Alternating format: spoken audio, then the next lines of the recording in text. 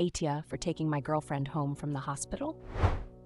I, 19M, have been house sitting for the week, and one of my rules was not to have my girlfriend, 21F, over to the house.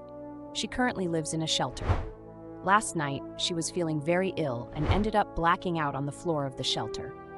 She was rushed to the emergency room via ambulance, and I'm the only contact for her since she has no family or friends. I showed up last night around 11 p.m., and she was discharged from the hospital around 5 a.m. after concluding she didn't need an overnight stay at the hospital.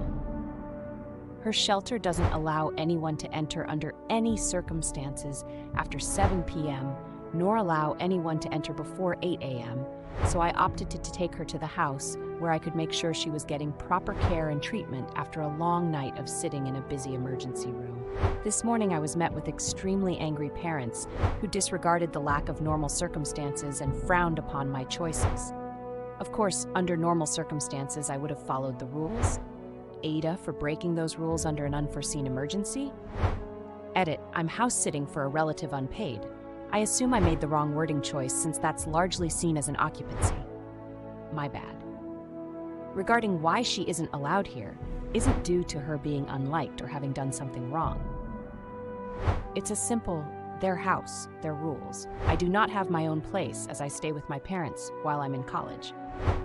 She's currently living in a shelter due to a lack of financial resources from running away from a very, very rough situation back home and is looking to change her life for the better.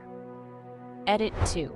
Thank you for all the responses. I agree with mostly everyone. I believe that the situation is very dependent on what you believe and what experience you have.